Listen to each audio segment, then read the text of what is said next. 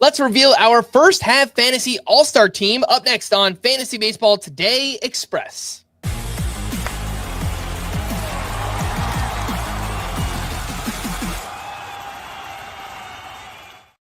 Welcome into FBT Express on Friday, July 11th. I am Frank Stampfl, joined by Chris Towers, and let's get into the first half fantasy all-stars. This will be a combination of production and value on draft day. So we're not just choosing the best players at each position, one of each infield spot, 3 outfielders, 3 SPs, and 1 reliever. All right, Chris, you're up first. Catcher, all-star. Yeah, so what we don't want to do with this exercise is just pick the obvious best player at the position, because you can just look at the standings and leaderboards and make that decision. We want to be more nuanced than that. So the obvious choice at catcher is Cal Raleigh, the number 1 player at the position. No, look, he was like the probably 7th or 8th catcher drafted in most leagues. He was going off the board after like Wilson Contreras and other guys like that. And no shade to those guys, but Cal Raleigh's having maybe the best season by a catcher ever. He has 19 more homers than anyone else at the position. He has 18 more runs, 18 more RBI. He even has 4 more steals than any other catcher right now. It is so clearly Cal Raleigh. He is not just the most valuable player at catcher, he's the most valuable player in fantasy this season. Yep, his ADP was around 85. He's currently a top 3 player, regardless of format. What about over at first base? This one's a lot harder. There were a couple of breakout candidates early in the season who have faltered. You know, Spencer Torkelson's still very good, but the batting average is low. Tyler Soderstrom has slowed down. I went with Michael Busch, who is hitting like 290. He's the number 3 player at the position in roto leagues, despite the fact that he gets some time off against tougher lefties. And the thing about Michael Busch that I think might be most impressive, his 405 WOBA for the season is backed up by a 401 xWOBA. That's the 16th best mark among all hitters. So his big first half of the season might not be a fluke. Yeah, we're in agreement again. I also took Michael Busch here. His ADP was outside the top 250.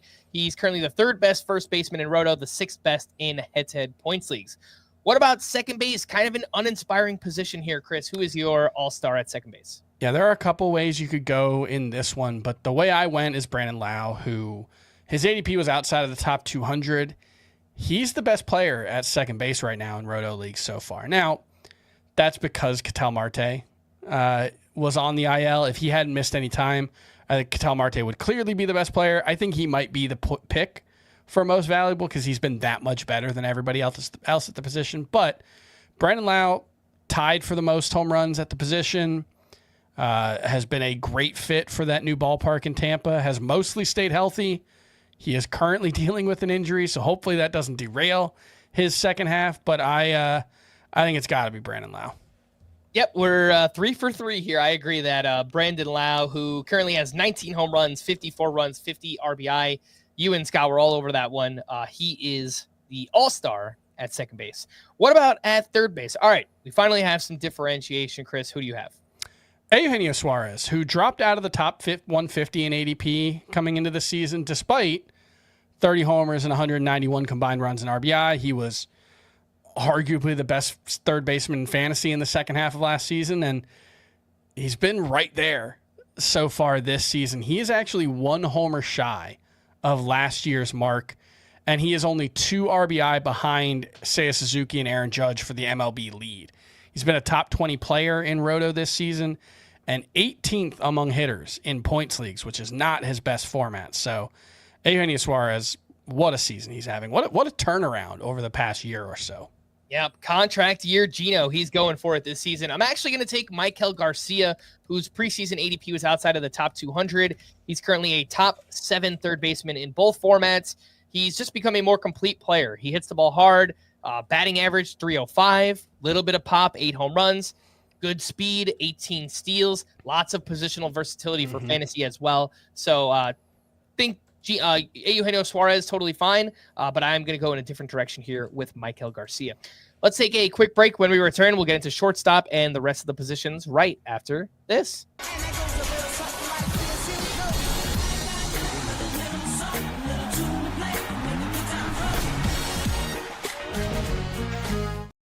Welcome back in FBT Express. We're revealing our first half fantasy baseball all-star team. And Chris, you are up to shortstop.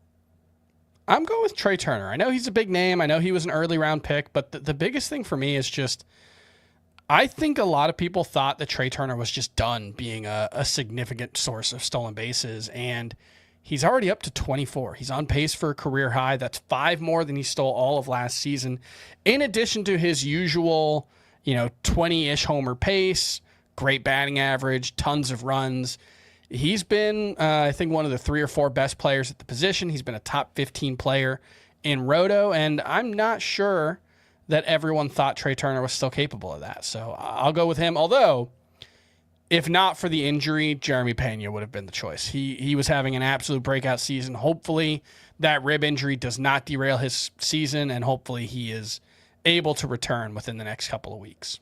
Lots of fun options at the shortstop position. I'm going to take Geraldo Perdomo, whose preseason ADP was outside of the top 400, likely just picked up in a lot of leagues. He has a 372 on base, 10 homers, 13 steals, more walks than strikeouts, 65 RBI. That's wild. 65 RBI leads the position. It's more than Ellie De La Cruz. It's more than Bobby Witt Jr.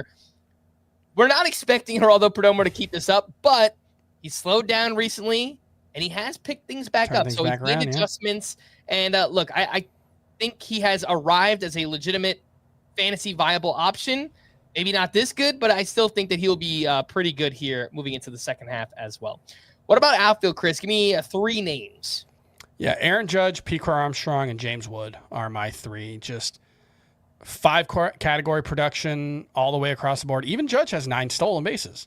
He's only 3 behind Shohei Ohtani, which is or only 6 behind Shohei Ohtani. He is top 2 in the entire majors in homers, RBI, runs, and batting average. Has a chance to lead the majors in all 4 categories for the first time since 1956 when Mickey Mantle did it. Kerr Armstrong, the number 3 player in Roto, the player we have been most wrong about this season as a podcast. We did not think he was going to be this good. He might just be the NL MVP. And then James Wood, he's on a 40 homer, 25 stolen base pace, and it's not even clear that he's fully formed yet. He's outrageously talented. Yep, I have 2 of the same 3 as you. Aaron Judge, drafted as a top 3 player, having another historic season. Pete Crow Armstrong, 25-25 in the first half is just insane. Just the 3rd player to do that ever. And I'm taking Byron Buxton as my 3rd player. ADP outside of the top 200 this year. He is currently the 5th best outfielder in Roto. 3.9 fantasy points per game. That's tied for 3rd with Ronald Acuna, and it's behind just Judge and Kyle Tucker. So 20 homers, 17 steals. Please stay healthy, Byron Buxton. What about starting pitcher, Chris? Give me 3 more names here. I'm just going to disrespect the entire National League because I'm going with probably the top 3 in American League Cy Young right now. It's Tarek Skubal, Max Fried, and Hunter Brown. I know Skubal might have been the number 1 pitcher drafted in some leagues. Most likely he was number 2. He's the best pitcher in the world right now. As good as Paul Skeens is, passing on Tarek Skubal was a mistake if you did that. And Fried has been outstanding for the Yankees, stepped up in a big way after the Garrett Cole injury. A lot of pressure with that new contract has not slowed him down. And Hunter Brown, we saw the breakout in the second half of last season. He's taken another step forward. A little rocky the last couple of starts, but I don't really have any concerns about Hunter Brown. I think you can make a case for him as a top 5 pitcher in fantasy the rest of the way.